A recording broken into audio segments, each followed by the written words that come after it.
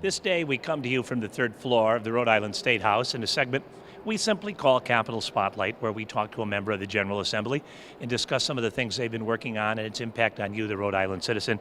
It gives me a good deal of pleasure to welcome back a woman who's appeared with us many times, and we're always grateful for that, the Honorable State Representative Doreen Costa. It's great to see you again. Thank you, Dave.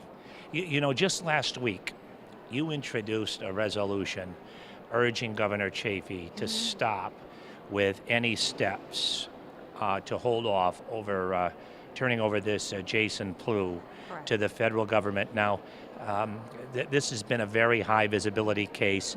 Before we start with your resolution, remind our viewers as to who Jason Pleau is. He's a cold-hearted murderer, and he killed a convenience store manager named Mr. Maine, who was, making his daily deposit, and he shot him in cold blood. And the guy is dead, and the family's suffering.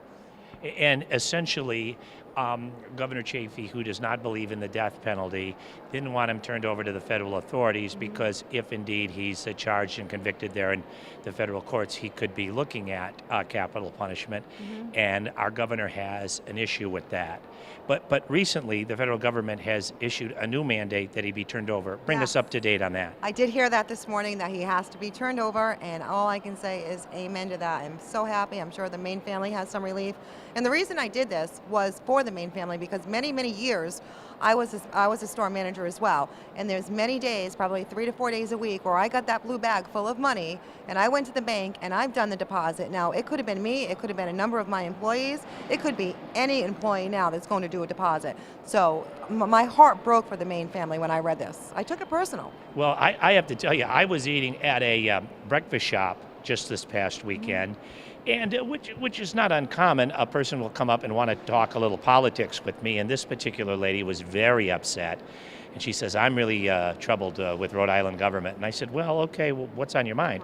And she started talking about this. Then she went on to say that the victim was a relative of hers. And obviously, you can't even begin to imagine what she must be feeling, and the other friends and relatives of the gentleman who was killed. I couldn't imagine it either. I mean, I've never lost anybody in my family that close, except, my dad a few years ago, but I can't imagine my son or my daughter being shot and being killed, and then the governor wanted to take, sole responsibility and let's coddle him and let's put him away forever.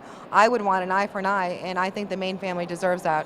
Well, and I understand, too, that Mr. Pleau has a rather lengthy criminal history. I have heard he has like a rap sheet a mile long. I don't know what the other charges are.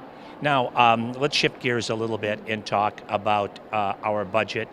The budget will be coming out of House Finance very soon. You want to give us your thoughts and feelings as we move into the home stretch? Well, I'd have more thoughts if I actually saw the budget. We haven't been privy to it yet. But there is one thing that I'm really going to be looking at, and that is to restore some funds to the the disability people. Because what's going on with that is there's so many disabled people that are getting turned away. They end up going home. The parents have to quit their job to take care of the disabled person, adult or child.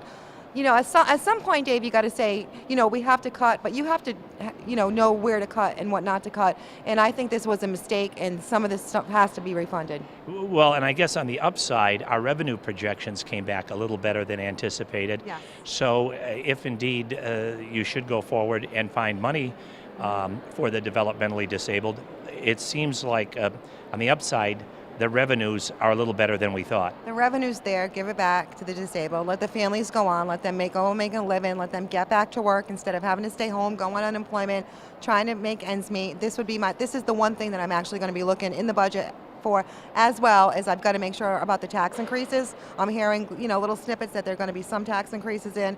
I'll have to see where that sits in the budget, and I will definitely vote no on that. But I will vote yes to restore the funds to the disabilities. Well, Representative Costa, thank you so much for talking to us. You're always very cooperative and helpful to us here at Capitol TV.